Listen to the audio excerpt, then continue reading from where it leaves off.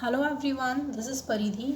In today's video, we are going to complete tense with the last one, that is future tense.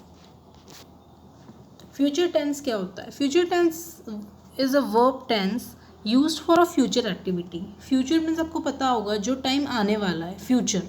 So future tense ऐसा ही tense है, ऐसे ही कुछ actions होते हैं, verb होती है जो आपको फ्यूचर एक्टिविटी के बारे में बताते हैं, या ऐसे कुछ चीज़ जो फ्यूचर में होने वाली है, या फ्यूचर में कोई भी काम हो सकता है, कोई फीलिंग हो सकती है. ओके, एग्जाम्पल हम देखते हैं. I will jump in the lake, this is a future activity.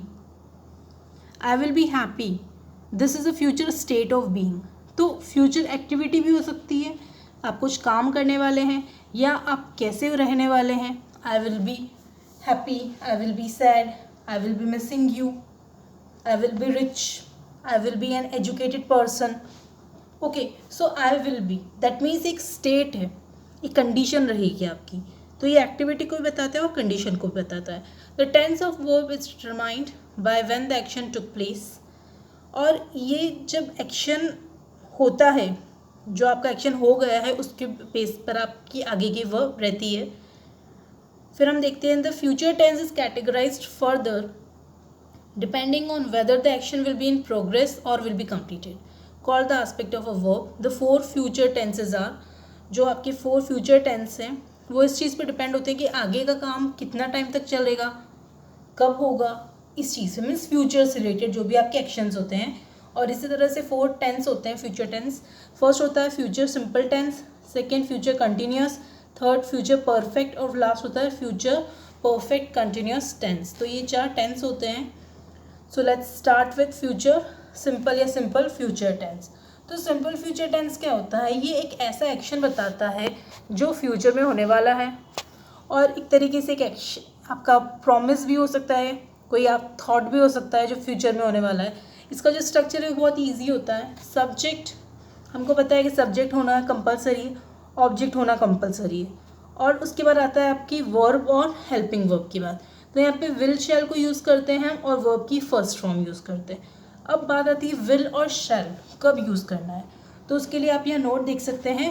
Shell is used with the first person pronouns. हमेशा आई और वी के साथ ही आप शैल को यूज़ कर सकते हैं, और बाकी जो भी आपके प्रोनाउंस होते हैं या नेम होते हैं, नाउन या प्रोनाउन होते हैं, उस टाइम आप क्या यूज़ करेंगे? विल यूज़ करेंगे. आपके पास ऑप्शन है आई और वी के लिए, उसी टाइम आप शैल यूज़ कर सकते हैं. अदरवाइज आपको सबके लिए क्या यूज़ करना है? विल यूज़ करना है. और यहाँ पर भी कंपलसरी नहीं है कि शैल ही यूज़ करना है, आप विल भी यूज़ कर सकते हैं, but shall is an option given to you. Okay, अब हम देखते हैं कुछ examples based on the structure. First is John will bake a cake. अब आप देखेंगे जॉन जो यहाँ पर क्या है? सब्जेक्ट है. तो जॉन, फिर विल शैल यूज़ हो गया, दैट इज़ विल, फिर वर्ब का फर्स्ट फॉर्म बेक, और फिर आपका क्या आ गया? Object, that is a cake. She will play. Then अब इसमें आप देखेंगे ऑब्जेक्ट नहीं है. It's okay, it is not must that object should be there. Object नहीं है तभी चलेगा. So subject will shall plus verb की first form.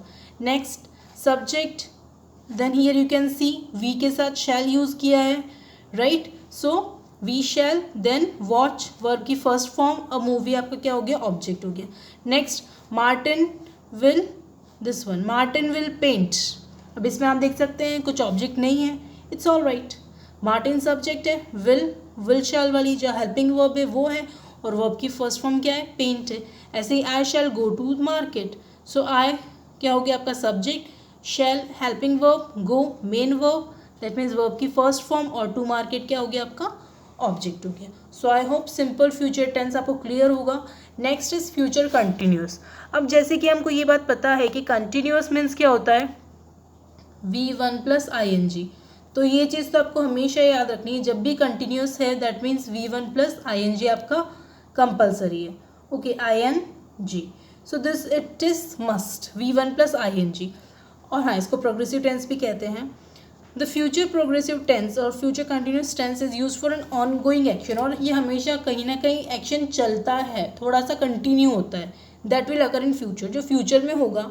Obviously future continuous है तो मीन्स है कि फ्यूचर में होने वाला ऐसा एक्शन जो कंटिन्यू चलेगा थोड़ा.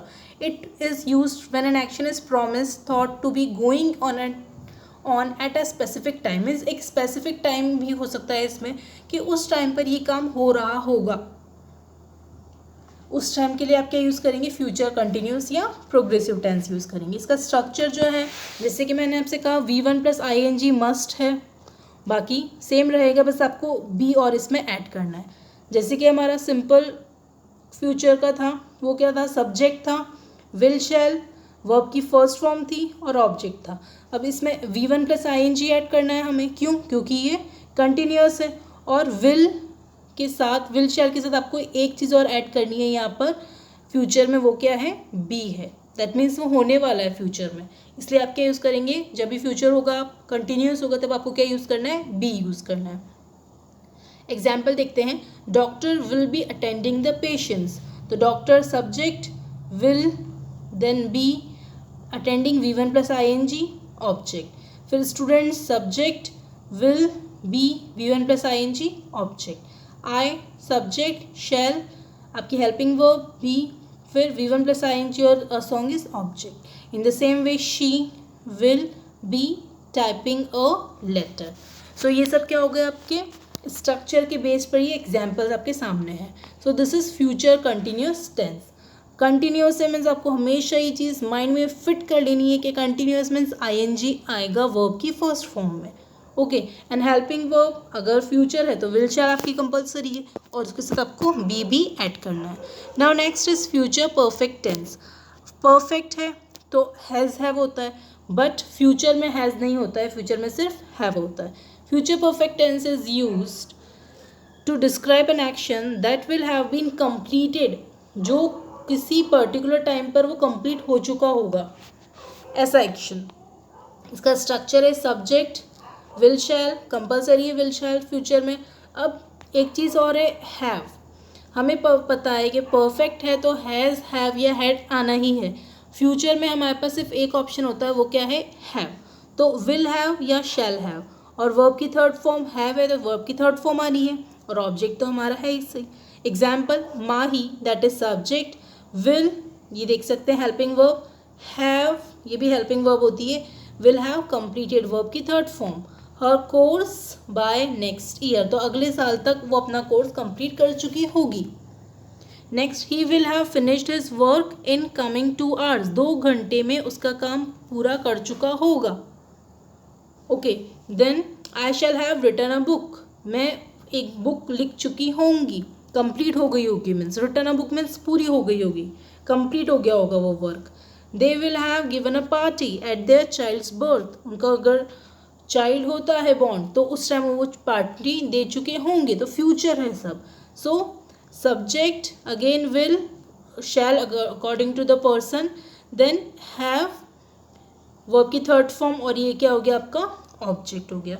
तो फ्यूचर परफेक्ट टेंस, परफेक्ट है तो हमको ये पता है कि हैव आएगा और वर्ब की थर्ड फॉर्म आएगी। Next is future perfect continuous tense, जिसको आप फ्यूचर परफेक्ट प्रोग्रेसिव टेंस भी कह सकते हैं। It is used for an on going action that will be completed at some specific time in future, but ये थोड़ा चलेगा, मीन्स कंटिन्यू होगा, थोड़ा कंटिन्यू भी होगा और कंप्लीट भी होगा। इसका स्ट्रक्चर देख लेते हैं। कंटिन्यू तो हमको पता है V1 + ing आएगी, परफेक्ट है तो हमको पता है हैव आएगा, और जहाँ तक थर्ड फॉर्म की बात है तो हम क्या यूज़ करेंगे, बी में वर्ब की थर्ड फॉर्म यूज़ कर लेंगे, और बाकी आपका सेम रहेगा। स्ट्रक्चर देखते हैं। Subject will shall have been V1 + ing और ऑब्जेक्ट। अब एग्जाम्पल्स देख लेते हैं हम। राज क्या हो गया आपका सब्जेक्ट, विल हैव बीन, ये देखिए विल हैव बीन, ठीक है। तो will have been V1 + ing में क्या आ गया, writing his exam the day after tomorrow, तो कल के बाद जो आने वाला दिन है उसमें वो एग्ज़ाम लिख रहा होगा, लिख चुका होगा नहीं बोल रहे हैं, क्या बोल रहे हैं, लिख रहा होगा, मीन्स वो कंटिन्यू भी चल रही होगी, और लिखेगा तो सही, ख़त्म तो करना ही है उसको exam, okay. I shall be attending the meeting on coming Monday, आने वाले मंडे को मैं मीटिंग अटेंड कर रही होंगी और वो ख़त्म भी होगी। Next she will have been painting a picture for 3 days by the next Friday, 3 दिन बाद वो पिक्चर कंप्लीट कर चुकी होगी। We shall have been giving the presentation in the next month. तो इसमें आपको दिख रहा है कि टाइम भी गिवन है और हर सब एग्जाम्पल्स में आपका यही स्ट्रक्चर फॉलो किया है। Subject will shall have been V1 plus ING plus object. तो आपको ये चीज़ थोड़ी सी ध्यान में रखनी है कि कंटिन्यूस है तो V1 प्लस ING होना कंपलसरी है, कोई सा भी कंटिन्यूस हो। आज ये जो टेंस है उसका एंड है, तो मैं आपको एक कॉमन बताती हूँ। कंटिन्यूस है चाहे वो प्रेजेंट हो, पास्ट हो या फ्यूचर हो, ING मस्ट है। चेंज क्या होगा? चेंज होगा आपका हेल्पिंग वर्ब। प्रेजेंट में हमें पता है इज एम आर होगा, like she is writing. Future में वॉज वर हो जाएगा, जैसे कि शी वॉज राइटिंग, और पास्ट में वॉज वर हो जाएगा, शी वॉज राइटिंग। फ्यूचर में क्या हो जाएगा? विल बी या shall be, she will be writing. अब परफेक्ट है तो प्रेजेंट परफेक्ट में हमें पता है हैज़ हैव यूज़ होता है, पास्ट परफेक्ट में हैड यूज़ होता है, और फ्यूचर परफेक्ट में अभी हमने देखा हैव यूज़ होता है। परफेक्ट कंटिन्यूअस में तो प्रेजेंट परफेक्ट कंटिन्यूअस में हैज़ बीन और V1 प्लस ING, या फिर have been V1 plus ING। Past में had been V1 plus ING, और फ्यूचर में again have been V1 plus ING। तो ये आपको हमेशा याद रखना है। परफेक्ट मीन्स हैज़, हैव या हैड, और continuous means V1 plus ING। और हाँ, जब भी आप हैज़, हैव या हैड को यूज़ करेंगे वर्ब की थर्ड फॉर्म यूज़ होगी, फर्स्ट या सेकेंड फॉर्म यूज़ नहीं होगी।